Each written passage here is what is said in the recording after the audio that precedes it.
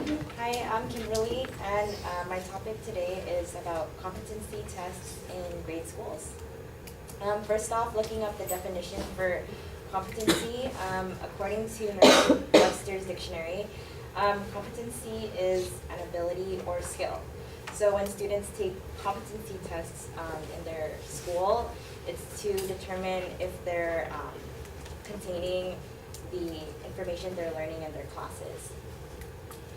So there are different opinions towards competency tests in with students taking them. Reasons why people would be against students taking these tests. According to Max Pacheco, in doing a comparison of ninth grade student level of competency, the students' attitudes towards the teaching and classroom activities indicated that all students seemed equally satisfied with teaching and classroom activities regardless of their level of competence or their school category. So in other words, tests wouldn't be necessary because there would be other ways in determining the students' success in comprehending the subjects, the material.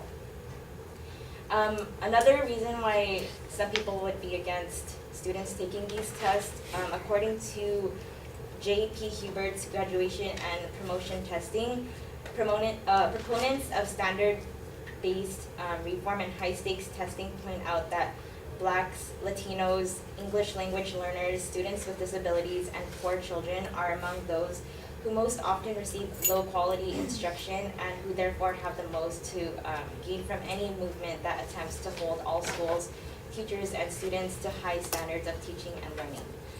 In other words, he's saying competency tests wouldn't really help students who need a particular amount of help or special attention in learning because these tests are standard, so an average student that doesn't need special attention would be taking the same test, so it wouldn't be fair.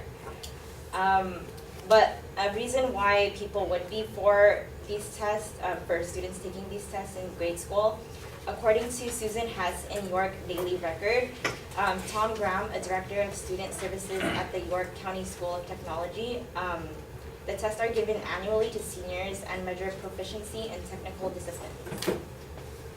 So in other words, these tests are good proof to see if students do need help or if teachers need to change their way of teaching. Which brings me to my main claim. Test scores are beneficial in indicating a school's competency. So my first supporting claim, competency tests can help determine if students need further assistance. Okay. In reading an article by Laura Diamond in the Atlanta Journal, Lilburn Middle School in Atlanta, Georgia was categorized as needs improvement. So after that, teachers began to come up with different ways to help students learn. One teacher actually made up a board game for her students to improve their grammar and sentence completion skills.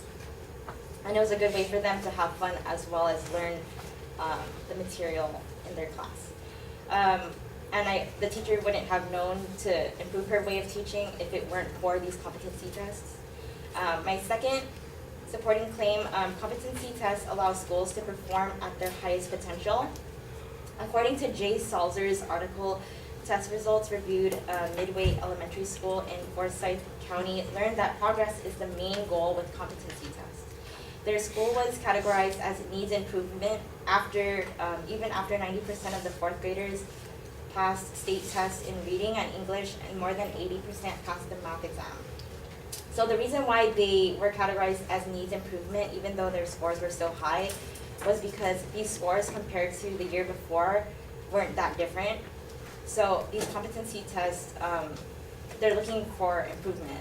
So even though it was fourth graders that scored high, maybe it was lower grades that needed improvement. So it kind of points out they need to focus on these students as well. My third supporting claim, competency tests help set standards for each grade level because they acquire everything the students learned that year. According to Alec O'Meara's article in the Union Leader, Londonderry High School in Manchester, New Hampshire is making it a requirement to take new competency tests and make it count toward their class grade. This is because the standards on the test are what should be covered in the classes they're taking. They need to get 60% or higher in order to earn credit in the class. If they score under 60%, they are allowed to retake the competency test during the school year. Superintendent Nate Greenberg says the purpose of the test is to assure that students learn all the key components in a given course. So to conclude, test scores for competency tests can be valuable in showing a school's competency by 1, helping determine if students need further assistance, 2, allowing students to perform at their highest potential, and 3, setting standards for each grade level. Thank you.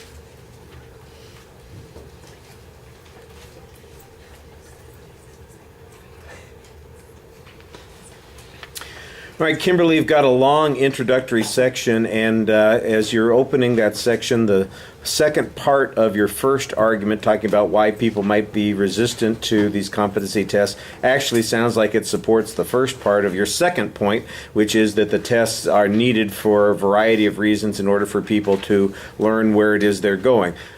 But you spend 3 minutes on this opening section trying to establish that there's a controversy on it. So it takes you 3 minutes to get to your claim. That's half of your speaking time, and that really feels like it's a kind of a slog to get to. So that point needs to be a lot quicker, and you need to get to that main proposition faster. There's not really any preview of what the secondary points are going to be. You just go right into those secondary points when you get there. So listeners, if they're paying close attention, they'll be okay, but if after the 3 minutes of introductory material their minds have wandered, they may not be with you, and you need to help them a little bit more. Like I said, internally the signposts were okay, but it seemed like it came late in the process. By the way, your third point isn't really phrased as a claim, it's just informational in nature. You need to tell us what inference you want us to draw from that particular point. As far as evidence goes, I think that you're okay. You've got some examples that you're citing, and I think the examples are interesting to explain the concept. The problem is that you need to show that they have been effective in producing those outcomes.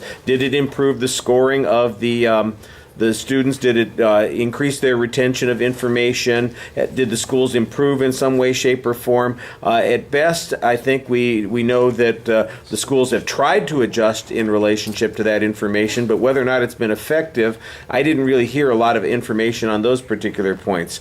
Sometimes there's a little bit more reading than you want to have, and at the end of the speech, it does sound a little bit like you're rushing. Or I could say you were Russian, in which case... perestroika, that sort of thing.